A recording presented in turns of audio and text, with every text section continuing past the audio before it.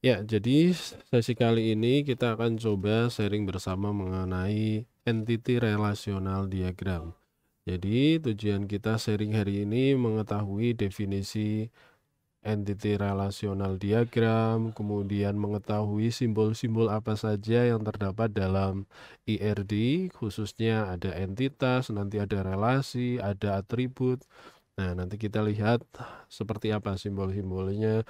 Kemudian Ah, nanti kita akan coba menentukan kebutuhan data dari kasus tertentu, kemudian menentukan entitas studi kasus tertentu, kemudian sampai bisa membedakan entitas dengan data value. Oke. Nah, sebelumnya kita perlu tahu dulu definisi dari ERD atau Entity Relational Diagram. Jadi, ERD di sini merupakan suatu model yang menjelaskan hubungan antara data dalam sebuah basis data berdasarkan objek-objek dasar, ya, berdasarkan objek-objek dasar yang mempunyai hubungan antar relasi. Itu salah satunya.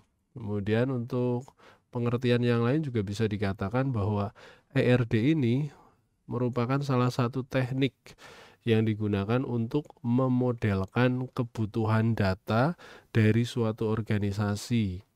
Nah, biasanya oleh sistem analis. Nah, seperti apa penggunaannya? Misalkan dalam tahap analisis persyaratan pengembangan sistem. Itu definisi dari ERD. Oke. Nah, selanjutnya setelah kita mengetahui definisi ERD, kita perlu mengetahui juga apa itu entitas. Jadi, entitas tadi merupakan simbol-simbol yang terdapat dalam entity relational diagram ya. Nah, kita perlu mengetahui entitas. Nah, entitas di sini kemarin sudah sempat kita singgung di beberapa sharing sebelumnya ya, bahwa ini mewakili sebuah objek atau benda yang mewakili dari dunia nyata ya. Ini dapat dibedakan dari objek satu dengan objek lainnya atau memiliki sifat unik. Kemudian entitas memiliki atribut yang mendeskripsikan karakter dari objek tersebut. Oke. Jadi saya ulangi, entitas merupakan benda atau objek yang mewakili sesuatu di dunia nyata ya. Dapat dibedakan dari objek satu dengan objek lainnya atau memiliki sifat unik. Entitas juga memiliki atribut yang mendeskripsikan karakter dari objek tersebut. Oke, selanjutnya kita bisa melihat ini ada bentuk dari entitas. Ini bisa berubah makhluk hidup, benda mati, abstrak, ataupun peristiwa atau kejadian ya. Kemarin kan sudah sempat kita bahas, kalau yang berupa makhluk hidup ada mahasiswa, pegawai, dokter, dosen, pasien, hewan. Oke, kemudian kalau yang benda mati, mobil, rumah, handphone, ruang kelas, laboratorium, kemudian yang konsep bisa mata kuliah, pekerjaan, departemen, kategori, ataupun jurusan. Kemudian kalau peristiwa, bisa peminjaman, penjualan, kemudian pembelian, pembayaran, oke, bisa presensi juga, kemudian beberapa peristiwa yang lain, seperti itu. Oke, nah selanjutnya, nah kita lihat simbol entitas itu seperti apa. Nah, entity set atau notasi dari entitas itu seperti ini. Oke, jadi simbolnya bisa dikatakan persegi panjang, bisa ya, lambangnya masih seperti ini. Oke, Nah, di sini kan ada entity set. Kalau entity set itu kumpulan entity yang memiliki tipe yang sama. Nah, nanti kita coba menggunakan beberapa entity saja untuk contoh kasusnya. Oke. Kemudian kita ada tambahan lagi berkaitan dengan entity, yaitu mengenai variasi dari sebuah entitas. Kita lihat untuk variasi dari entitas ada strong entity, ada weak entity. Jadi ada entitas kuat, ada entitas lemah. Seperti itu. Oke. Kalau strong entity di sini himpunan entitas yang tidak memiliki ketergantungan dengan entitas yang lain. Lambangnya cukup satu garis ini ya. Entitas kuat. Oke. Nah, kalau entitas lemah di sini merupakan entitas yang keberadaannya tergantung dengan entitas lain. Jadi, entitas lemah ini tidak memiliki atribut yang berfungsi sebagai kunci yang benar-benar menjamin keunikan dari entitas ini. Lambangnya mungkin bisa rekan-rekan lihat, ini ada 2 ya.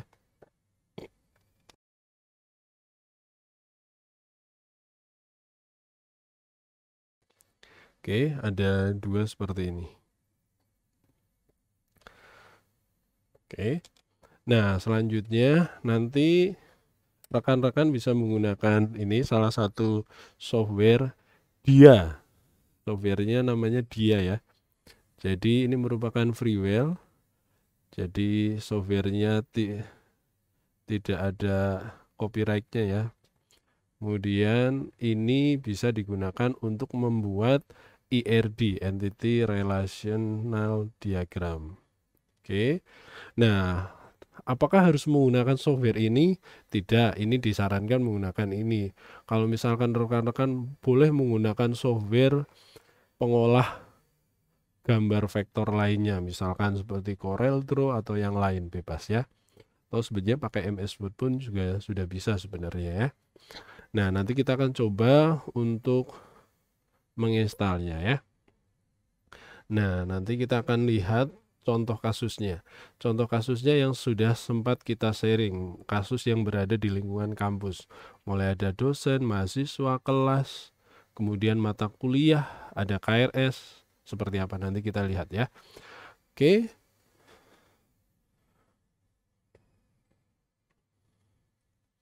Oke, ini ada contoh misalkan studi kasus, sistem informasi swalayan.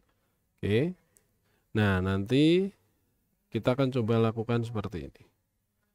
Nah, studi kasusnya kita lihat, misalkan ada kasus seperti ini. Ini contoh studi kasusnya. Oke. Nah, ini ada swalayan ABC ingin menerapkan sebuah sistem informasi untuk mencatat proses bisnis yang dilakukannya. Nah, selama ini semua kegiatan jual beli itu dicatatnya hanya melalui proses manual saja. Ada masalah di sini, yaitu seringkali data tidak cocok dengan transaksi yang dilakukan. Oke. Nah, pegawai swalayan terkadang salah dalam melakukan pemesanan barang, kemudian kesalahan dalam menghitung stok. Oke. Kasir seringkali mengalami kesulitan dalam mencari data member swalayan.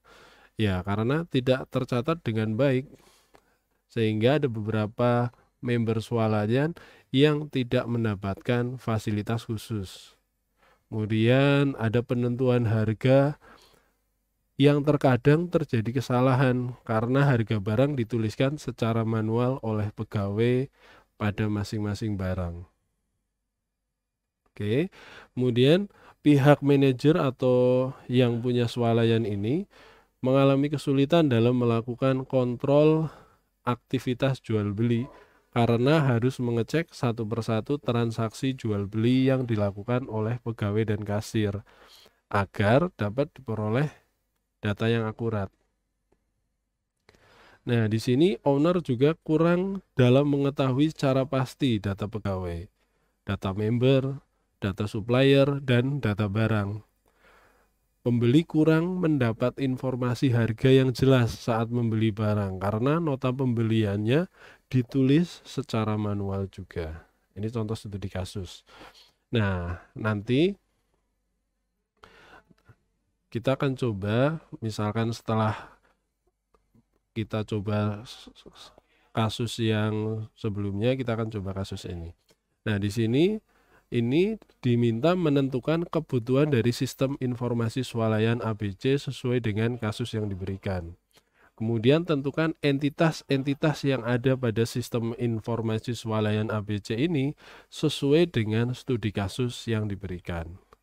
Oke. Jadi kasusnya seperti ini. Nah, sebelum mengerjakan ini, saya akan mengajak rekan-rekan mencoba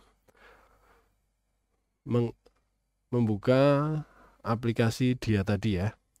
Oke. Oke, saya siapkan dahulu. Ini untuk aplikasi dianya, cukup rekan-rekan klik kanan Run Administrator. Oke. Kalau sudah tinggal di next. Next. Next. Nah, ini destination folder mau diinstal di mana? Secara defaultnya kan di program file x86 ya. Install, kita tunggu beberapa menit.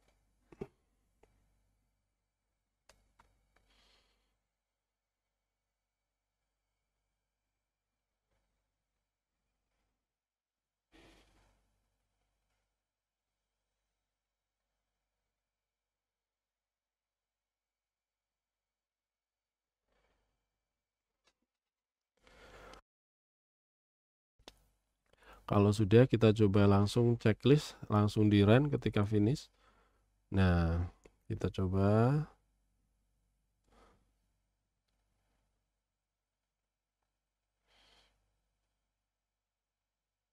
Nah, kalau sudah tampilannya seperti ini ya, kalau saya besarkan. Ini tampilan dari dia. Nah, ini saya kira tampilannya hampir sama dengan yang lain. Ada menu di atas, kemudian ini ada properti barnya. Ini beberapa tool untuk membuat tadi.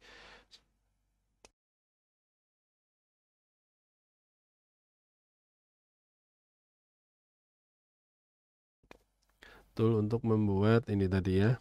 Mulai dari entitas, ada relasi, kemudian ada atribut. Oke. Nah, misalkan contoh tadi yang ingin saya tunjukkan adalah ini misalkan. Oke.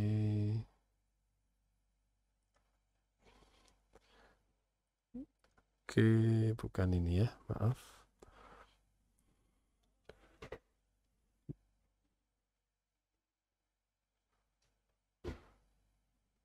Oke, link download dianya nanti saya share di grup ya. Atau sekarang saya share saja. Kayaknya filenya cukup kecil.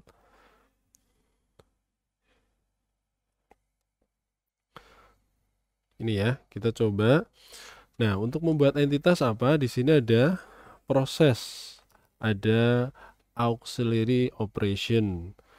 Nah, kita bisa lihat di sini ini ada input output. Jadi ini bisa digunakan untuk membuat flowchart atau ARD diagram ya. Nah, untuk cara membuatnya misalkan ini flowchart. Kita bisa pilih di sini. Ada UML, ada flowchart. Oke, kita bisa pilih, lihat. Nah, ini untuk membuat UML. Ini flowchart, ini sorted. Nah, ini beberapa ya. Jadi, untuk toolnya ini. Nah, kemudian ini ada beberapa pilihan lagi.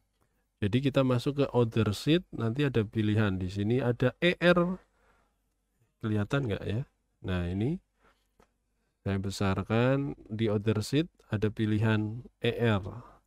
Entity relation kalau nggak salah. Kita coba dulu ya, barangkali saya salah. Oke. Nah, di sini sudah ada simbolnya. Oke. ER. Oke, ini entitas relation. Oke. Kita coba. Ini ya. cara buatnya nih sudah masuk entity. Oke, ini kalau relasi. Oke. Jadi nanti kita coba buat entity dulu. Oke. Nah, kalau misalkan kemarin kasusnya di lingkungan kampus untuk latihannya ya. Nah, kita coba misalkan ini ya, dosen. Oke, untuk mengganti nama entity-nya tinggal klik 2 kali, kemudian misalkan saya buat mahasiswa dulu ya, mahasiswa. Oke. Nah, ini ada ketentuan weak. Tadi kan ada entity lemah, ada entity kuat ya. Strong entity, ada weak entity. Nah, kalau sudah kita tulis dulu mahasiswa. Oke. Kalau sudah, nah misalkan mahasiswa, kita buat lagi misalkan di sini contoh sederhana, misalkan kita buat jurusan atau prodi lah. Kita anggap prodi misalkan ya. Prodi, oke. Nah, mahasiswa kan pasti memiliki prodi. Nah, kita coba di sini untuk relasinya, untuk menghubungkan. Coba kalau misalkan saya gunakan ini, apakah bisa terhubung? Oke. Nah, yang kita buat bukan anak panah seperti ini. Kita coba cek Ctrl Z. Ini pakai apa ini? Partisipan. Nah, pakai ini. Kita coba cek. Oke, boleh pakai ini. Kalau ini atribut, kalau ini relationship. Oke. Jadi ini ya, misalkan kita tambahkan partisipasi ini dengan ini. Oke. Oke, misalkan ini dengan ini. Mahasiswa. Nah, mahasiswa, jika mahasiswa merupakan suatu entitas, oke, ini kelihatan nggak ya? Kok kayaknya digambar kecil sekali. Nah, ini saya besarkan. Nah, mahasiswa itu merupakan entitas. Oke. Nah, apa ciri-ciri yang bisa mendeskripsikan suatu mahasiswa atau mahasiswa ini memiliki atribut apa saja? Nah, pasti memiliki nama, NIM, dan sebagainya. Misalkan, jadi nanti masing-masing entitas seperti ini akan memiliki beberapa atribut. Nah, atribut dilambangkan dengan apa? Dengan ini, elips. Oke, elips seperti ini. Nanti kita coba buat sedikit dulu. Nah, seperti ini. Ini namanya atribut.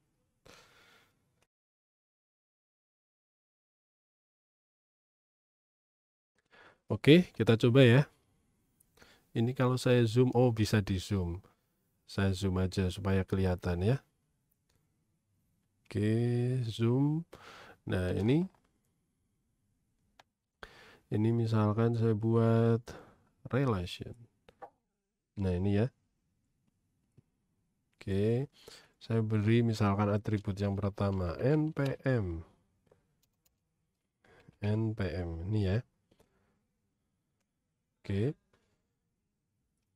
Kemudian atribut yang kedua, misalkan nama. Oke. Ini ya misalkan nama. Oke. Nah, tinggal ditarik. Kalau pakai ini bisa nggak? Oh, nggak. Pakai ini berarti. Atau bisa pakai ini coba. Lainnya pakai ini. Ini ada beberapa pilihan.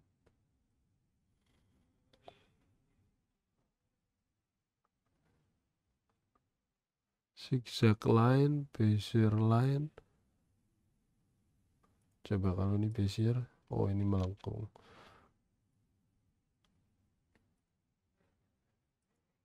Oke. Oke. Pakai ini aja berarti. Ini beberapa penghubungnya. Oh, ini nanti yang ini ya. Ini kalau many to many. Oke. Oke.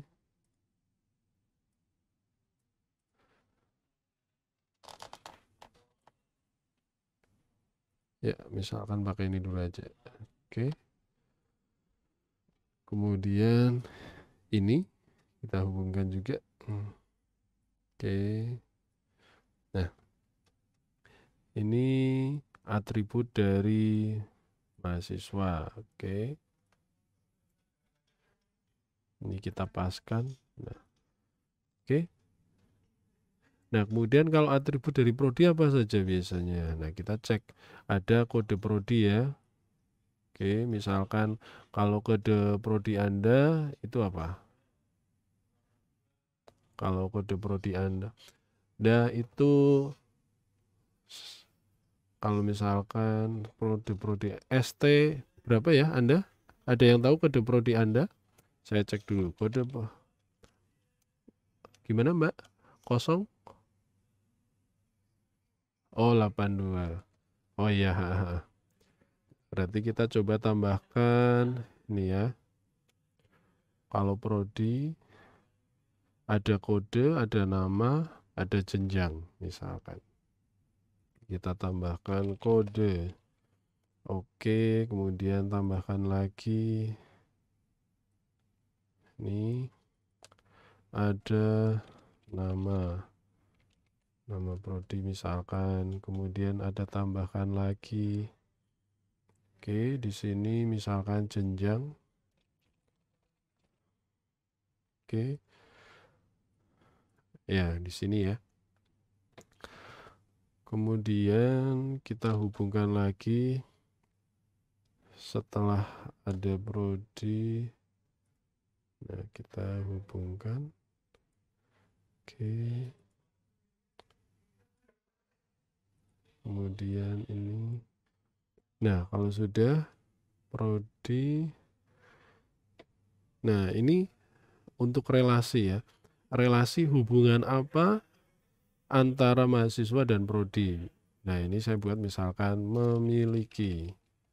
Mahasiswa memiliki prodi ya. Nah, oke. Seperti ini saya kecilkan. Jadi, saya ulangi ini entitas mahasiswa, ada entitas prodi. Mahasiswa dengan prodi itu mempunyai relasi atau hubungan. Hubungannya ini. Mahasiswa memiliki prodi, prodi juga memiliki mahasiswa. Seperti itu. Nah, kita coba kira-kira entitas apa lagi yang ada di lingkungan kampus. Nah, misalkan saya tambahkan lagi di sini ada entitas, ada dosen pasti, ada mahasiswa ya. Oke, saya tambahkan entitas dosen. Nah, dosen memiliki apa saja atributnya, kita tambahkan di sini. Misalkan dosen kan pasti punya NIP atau NIK. Oke, NIP. Oke, di sini NIP, kemudian ada nama dan alamat misalkan. Nama. Oke. Kemudian ada alamat. Oke. Alamat. Ya, seperti ini. Oke. Nah, kita hubungkan dulu. Oke. Oke, kalau sudah. Nah, kira-kira hubungan dosen dengan mahasiswa memiliki relasi atau tidak? Oke. Nah, mungkin ada beberapa hubungan, mungkin bisa jadi dosen mempunyai mahasiswa wali, seperti Anda kan pasti mempunyai dosen wali ya, atau bisa juga dosen sebagai pembimbing tesis dari mahasiswa. Oke.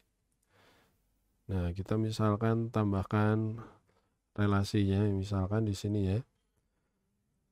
Saya geser sedikit untuk yang ini. Misalkan relasinya di sini. Misalkan di sini sebagai wali. Oke. Saya hubungkan. kemudian ini dengan ini. Bisa juga ada relasi lain juga, misalkan di sini sebagai pembimbing skripsi misalkan. Maaf, saya salah ketik. Nah, misalkan satu ini sebagai pembimbing skripsi.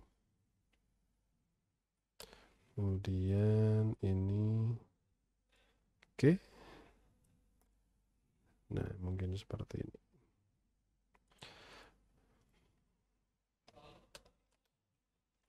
Oke, kalau sudah, tambahkan satu entitas lagi, misalkan di sini mata kuliah. Oke, saya oke dulu. Nah, mata kuliah itu biasanya memiliki atribut apa saja? Itu biasanya ada nama mata kuliah, itu pasti ya, tambahkan. Berarti nama. Oke, selain nama mata kuliah pasti memiliki jumlah SKS ya. Nah, kita tambahkan lagi. Oke, berarti SKS. Kemudian mata kuliah kan punya kode mata kuliahnya, tambahkan.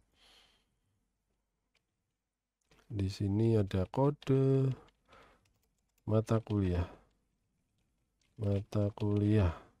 Oke. Nah, kalau sudah ada kode mata kuliah, nah kira-kira relasi apa yang terjadi antara dosen dengan mata kuliah? Nah, kita bisa coba di sini tambahkan, misalkan kita tambahkan relasi ya. Nah, di sini relasinya apa? Dosen dengan mata kuliah, dosen mengajar mata kuliah ya. Kita coba cek. Oke. Nah, kita hubungkan. Oke. Nah, oke.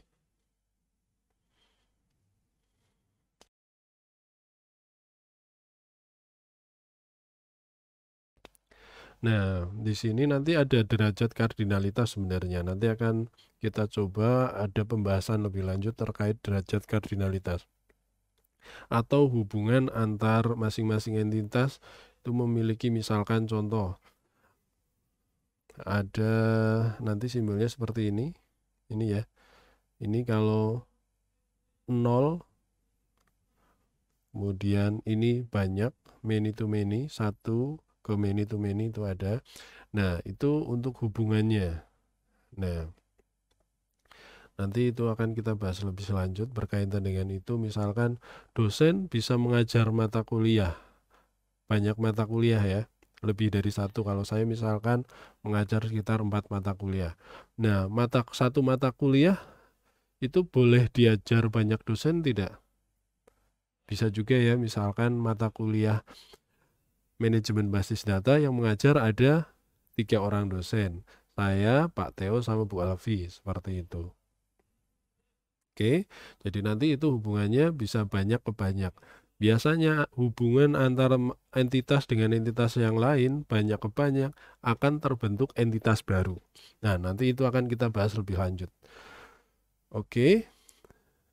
Nah, ini misalkan bisa saya hubungkan di sini, misalkan menggunakan ini. Oke.